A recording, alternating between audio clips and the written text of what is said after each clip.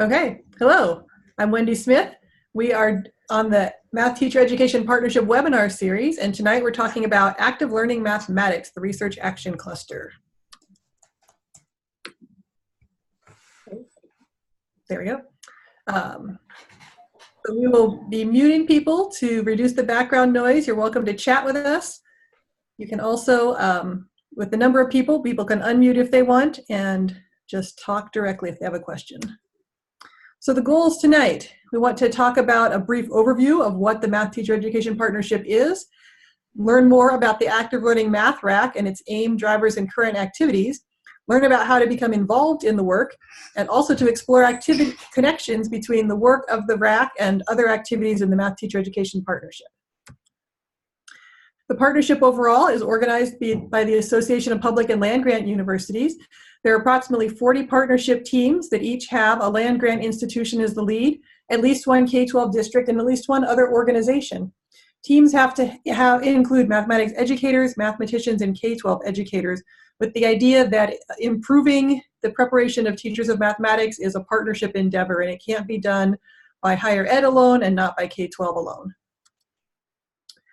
And the model that we use for our efforts is a networked improvement community design. This is something, this is a picture here is a book cover by Anthony Breich, Luis Gomez, Alicia Grunow, and Paul LeMahieu that's talking about a data science approach to improvement.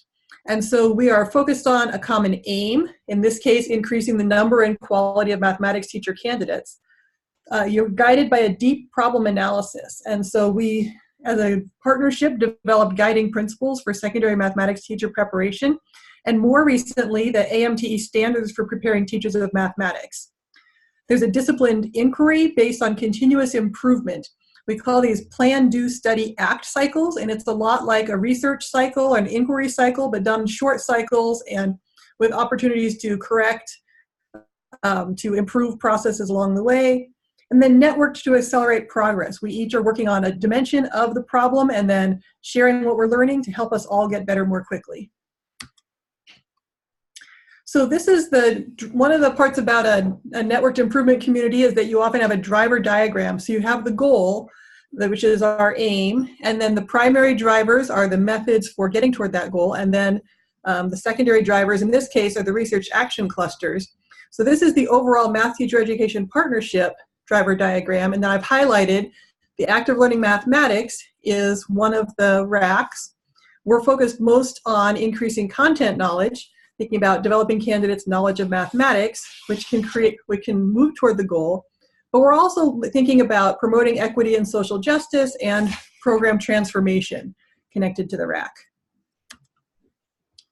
And I'll just, as a kind of brief commercial, the Math Teacher Education Partnership has an annual conference.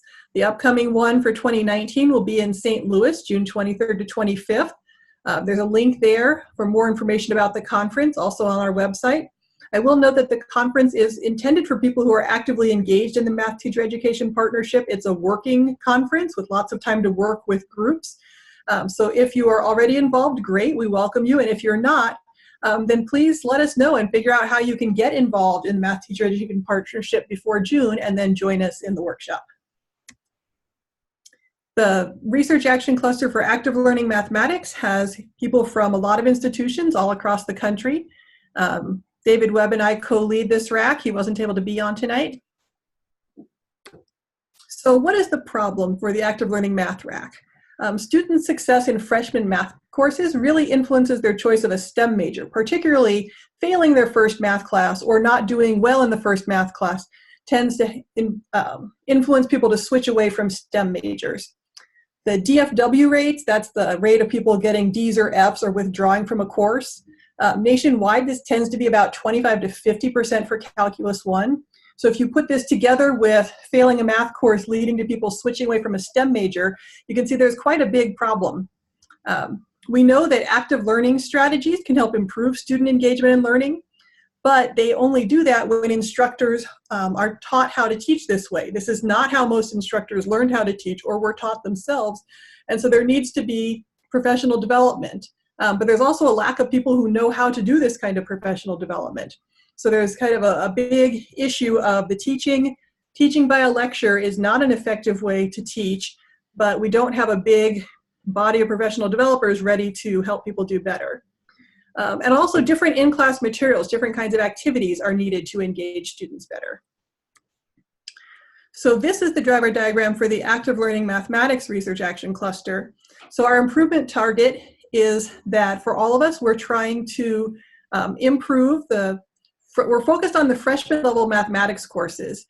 There's another RAC focused on some of the math courses that are specific for future secondary teachers.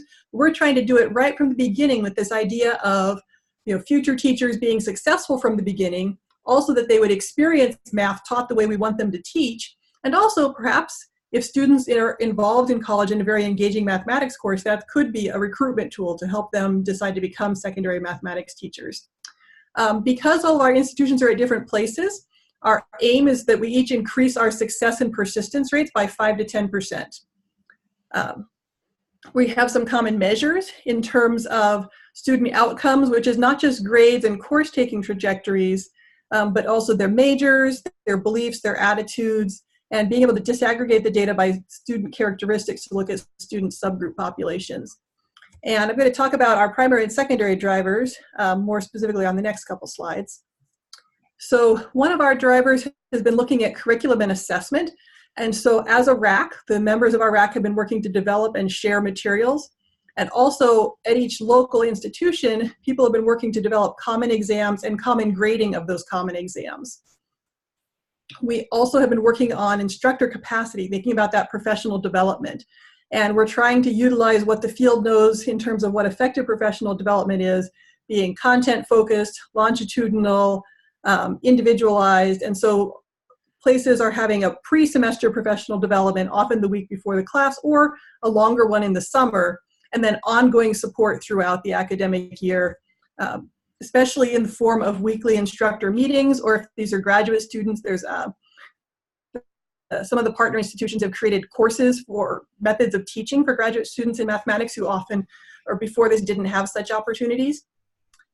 Also, we're focused a lot on student dispositions. We were worried about student attitudes. We know from a lot of research that basically from kindergarten to the end of college, student attitudes and positivity toward math is like a monotonic decreasing function. And so if we can even get that to level off, that's a victory. So we've been surveying our students to understand more about what they like and don't like and what their attitudes toward math are, their beliefs about math, and collecting local data in that sense. And then vision.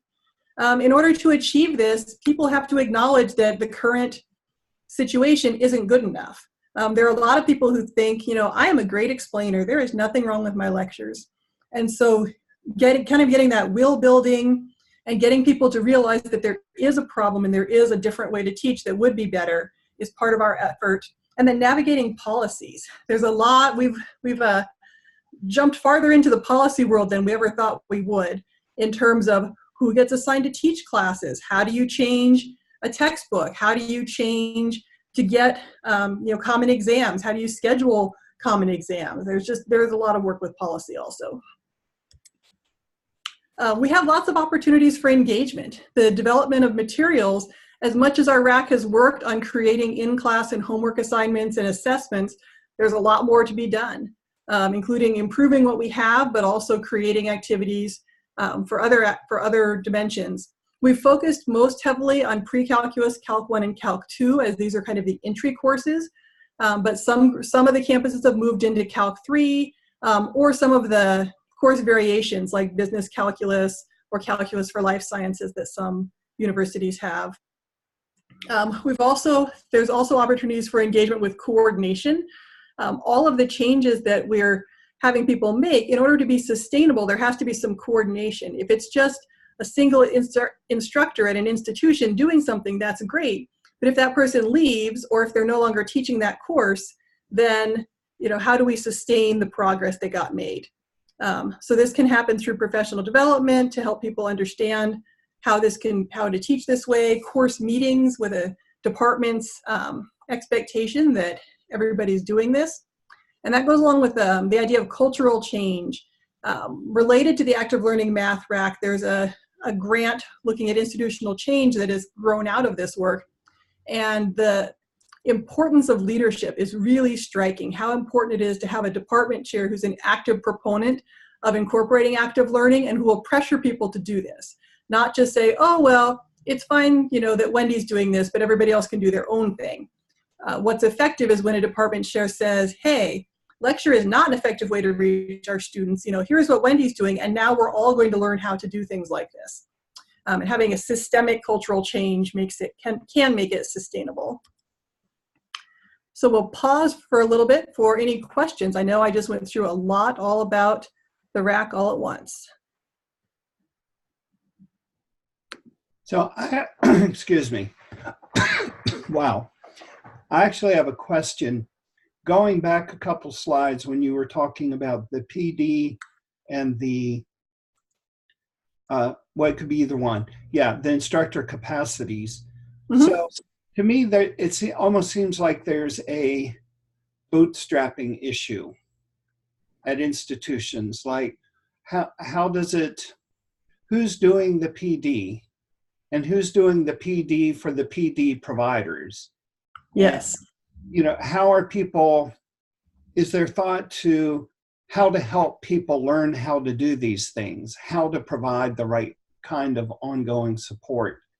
And then with that, sorry to make it a long question, but then also some of it is having the time to do that. Mm-hmm. Like, oh, yeah, I'm out of the goodness of my heart, I will go and visit every one of the 23 Calculus 1 instructors this semester to see how they're doing, because I'm a really great person. I mean, that seems like not a very realistic scenario. No. Okay. So you asked about 17 questions, I think, in there. So let me see if you can remind me at the end if I forgot some. So in terms of who trains the trainers, basically, you know, who provides the professional development to get things started. We recommend that groups reach out to the Co-Minds project. The Co-Minds project is focused more explicitly on graduate student professional development, but if there's a lot of really good information in that project, they still have room for partnerships. They have summer workshops. They also have, during the academic year, they'll have regular webinars. We also would suggest departments send people, there are summer IBL, inquiry-based learning workshops. Active Learning and IBL, these are very close cousins, and if somebody went to an IBL workshop thinking I'm going to get activities for Calc 1, like that would be great and productive. Within the RAC, we've had some grant funding in the past, and then we have some grant funding currently that has let places visit other sites. So I know at UNL, we've hosted people from, well, we hosted a RAC meeting, but separately we've had at least maybe five different RAC members of the RAC have come to UNL and visited us for a couple days to learn more about what we're doing. We've gone other places, and not just us, but across the RAC, we've visited each other's sites to talk more. Within the RAC, we've shared materials about, well, what did we do for professional development? What are some of these models? Several of the campuses right now are doing faculty learning communities. And if you do a lot with the K-12 world, it's like PLCs, but for higher ed, faculty learning communities. One of the campuses is focused on lesson study and engaging mathematicians in lesson study around Calculus 1 and 2. And so those are some of the ways to get started. Okay, let's see. Other questions you asked me. Let's see. Who trains the trainer? How do you get started? All right. What are the other questions? Support for giving ongoing support. Oh, yes, ongoing support. So one of the things we've really tried to emphasize, and certainly the members of the RAC buy into this, that coordination needs a coordinator, needs a person, often more than one person. One person seems like they can handle 25-ish sections. And so if you have 100 sections of calculus, you probably need more, 3 or 4 coordinators to work on that.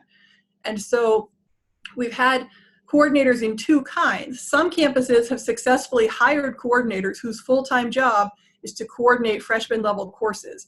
And so then part of this person's job, usually they're teaching 1 or 2 sections, and then they run the professional development and they go around and observe people and provide the ongoing mentoring, run the weekly meetings, that kind of thing.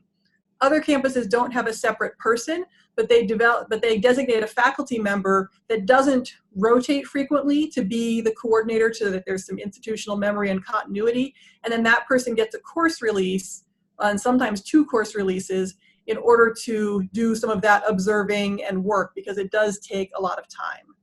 So those are the ways we have found the capacity, because you're right, you can't take somebody who already has a full load and say, and now go observe 23 people. If you give them a course release and say, okay, we have freed up 10 hours a week of your life, well, in theory, and so now here's 23 people, we need you to observe them all twice. And it becomes a lot more manageable. All right, was there another part of your question that I forgot? No, that was pretty thorough. That was really helpful to think about. And I was just, as you were talking, thinking about the whole navigating policies. Feels like, you know, how do you convince a department chair that this is really a good idea? Within our RAC, we've had really good luck with the positive peer pressure. And we've discovered that athletic conferences, as much as these don't seem to be involved with calculus, it matters. At the joint math meetings this year, I spent 2 hours talking to 2 members from the Rutgers math department, because Rutgers and UNL are both in the Big Ten. And what they were saying is, you know, if we say, oh, Harvard is doing something, or you know, University of Virginia is doing something, nobody cares. But if we say, you know, Nebraska is doing this and they're in the Big Ten, now suddenly people care. And I think, you know, I know you're at Auburn. I think Auburn, you could also leverage the SEC and say, you know, at Florida State, they have 2 coordinators. Like, do we seriously want them to be better than us in this aspect? And so that kind of positive peer pressure, we've also been able to do that because sometimes you get messages like, oh, that's impossible. Like, well, okay, except if it's impossible, how are they doing it at Nebraska? Nebraska literally got more minutes added without changing the credit hours. We were told this was impossible, except at the time we had a department chair who was very convinced it was possible. It was just, you know, traditional not to. We also got dedicated classroom space, which is very unusual for most large universities, where general classrooms are just general classrooms. But then putting those 2 together helped, because if you have dedicated classrooms that no one else is scheduling in, then you can fit the non-traditional number of minutes and add 15 or 30 minutes to your day, to your classes, and just schedule them back to back all day. And that kind of, you know, if one place can do it, you know, it's like, oh, you know, Boulder, they managed to hire 3 coordinators, not just 1. Like, you know, if we have this many sections, maybe it's more than, you know, a part-time job or more than one person can do. So we've been able to, within our RAC, because we communicate and keep up with what each other's doing, that's helped a lot with the policies, so that nobody's campus can turn around and say, that's impossible. Like, okay, but Hawaii's doing this, so it's really not impossible. Like, maybe you don't want to, but don't say it can't be done. And so we've really leaned on that peer pressure. And Jamie Lee put something in the chat. I'm not sure if I quite followed it. Do you want to unmute and give us a little more background to that? Sure. I'm a quote person, and just listening to Wendy and the fact that people are saying, oh, we can't do something. Well, if you don't think you can do something, you won't get it done. And that's just a famous quote from Henry Ford: whether you can or you can't, you're right. Oh, I get it. So now. I like being around all of the forward thinkers in the MTEP group that show that things can happen. Yeah, and we have had some where we have some really passionate faculty, and maybe their chair was on board, or their chair wasn't on board, or their chair who was on board left or changed, and so suddenly they have a chair who's not on board. And what we've discovered, and people who are chairs I'm sure already know this, there are chair meetings. There are Big Ten chair meetings. There are math department chair meetings at the joint math meetings. There's TIPSE, TPSE, I can't think of what it stands for right now, but it's associated with APLU, and they bring a bunch of math chairs. Transforming Post-Secondary Education -Math, TIPSE Math. There we go. So all these places bring math department chairs together. And so we've had a voice at some of these recent meetings, and so chairs are hearing this in more than one place. And because we're associated with APLU as a math teacher education partnership, Then Howard Gobstein, who communicates a lot with presidents and provosts, he's been pushing, active learning is a thing. You should go talk to your math department chair and say, why aren't we doing this when research says it's better? Look, we have ways. You can't just tell people to stop lecturing, and we know that, and we're working on it. And so here's resources. And so we think a lot of chairs have been hearing this from multiple directions, and I think that also helps. Some universities that we're working with, literally there, was some kind of, student revolt or regents getting mad because the failure rates were so dismal. I mean, I said that it was 25 to 50%, but in some of our partner institutions, the failure rate of Calc 1 is 70% in some classes. And that's just, in today's climate of value in higher education, that's just not okay. Well, it wasn't ever okay, but more and more people are caring and noticing that it's not okay. So some math departments are getting confronted with, your failure rates are way too high, you've got to fix this. And we're saying incorporating active learning is a way to fix this, but it's a way to improve the instruction and improve the learning, and not just dumbing it down or cutting the curriculum in half. And so we're also saying that, as departments get pressured to improve their success rates, this is a viable way to work on that, and a comprehensive and systematic way.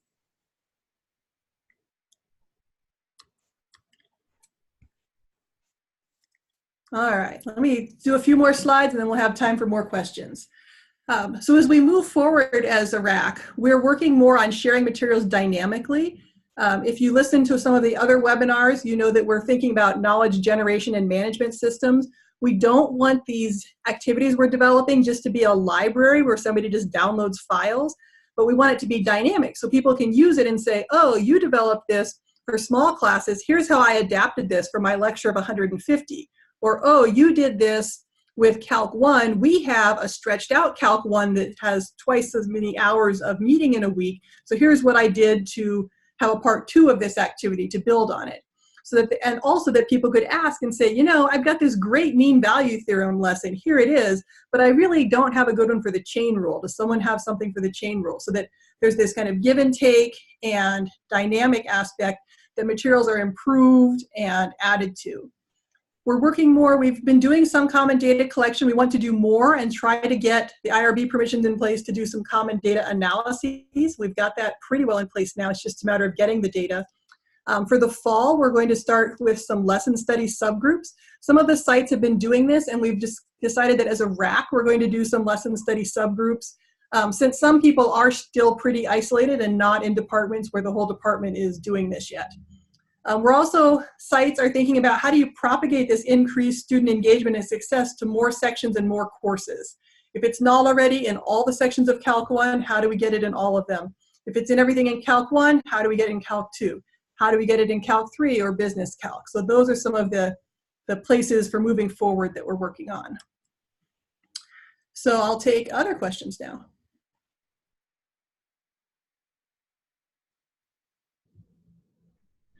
I'm asking this question on behalf of Jamie Lee. She didn't put it in the chat, but it's this sort of mind meld chat. Back in the original driver diagram, you had sort of the things highlighted, and you had sort of the dotted circle, the oval. It wasn't a circle; it was an oval. It was an ellipse around the equity, and so I know Jamie Lee has been active in that group. So it just kind of went through my mind. How do you see that playing out in the work of the group? Yep. So we revised our driver diagram in 2018 with this acknowledgement that active learning itself, or putting students in groups, does not guarantee you more equitable outcomes. And in fact, if you just put students in groups, you're likely to get the same outcomes or more inequitable outcomes. Because if you don't have explicit conversations with students about implicit bias and set the expectations, how do we work in a group? How do we include everybody? Who's responsible for the knowledge? What do you do if someone in your group is lost or slacking off? If you don't teach people how to manage group work, it's not going to be more equitable. And one of the big reasons for doing this is to help more people learn more mathematics. And so you can see we've actually kind of bolded some things in our driver diagram. curriculum assessment materials that support active learning and equitable instructional practices, the capacities of instructors, knowledge, skills, dispositions, beliefs, and an equity stance, the long-term vision, commitment to equitable student outcomes, and coordination of multiple sections and coordination across courses. So we see all of this as attending to equity. We especially see coordination as really helpful for equity. One of the things we know is that on some campuses and some departments, when coordination gets introduced, the argument against it is, oh, I have academic freedom, you can't tell me what to do.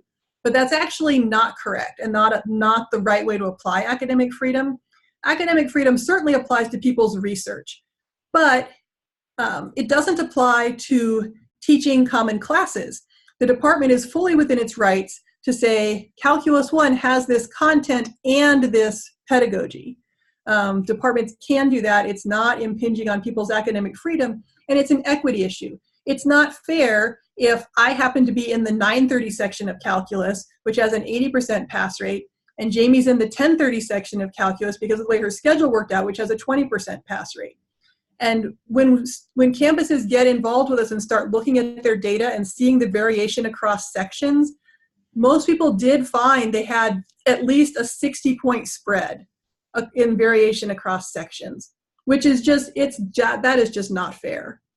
Because it's not that all the 60 points. So people had, 20 to 80% on the same campus in the same semester with essentially the same students. So this tells you it's not the students, it's perhaps the instructors. Now we actually, at UNL this semester, we had one variation that we saw as separate. There was one course where suddenly at the very end, like in December, suddenly there's a whole bunch of enrollment and they had to open a new section up, and 23 of the 25 people, or 23 of the 28 people in that new section were taking it because they failed it in the fall.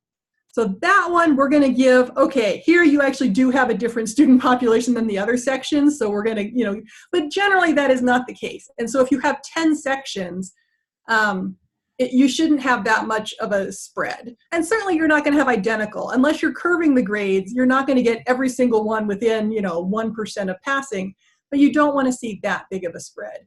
I mean, for the places that have been doing this for a long time, I think the typical spread we see is more like 5 to 10 point spread. It's like, 65 to 75%, or 72 to 85%, or, it's much smaller. None of this like 20% stuff. So coordination we see is very much an equity issue so that students are getting an equitable experience in the course. Good answer. Great. So looking at the time, the webinar series, we have more webinars coming in the coming weeks. You can look at our Open Canvas site and join that. We do still have the summer meeting, which we are hoping people can join the Open Canvas site and then find out more. It's in June this year. Yep, there's our annual conference, June 23rd to 25th. And thank you. We hope we've found this useful, and we look forward to seeing you in future webinars and in St. Louis this summer.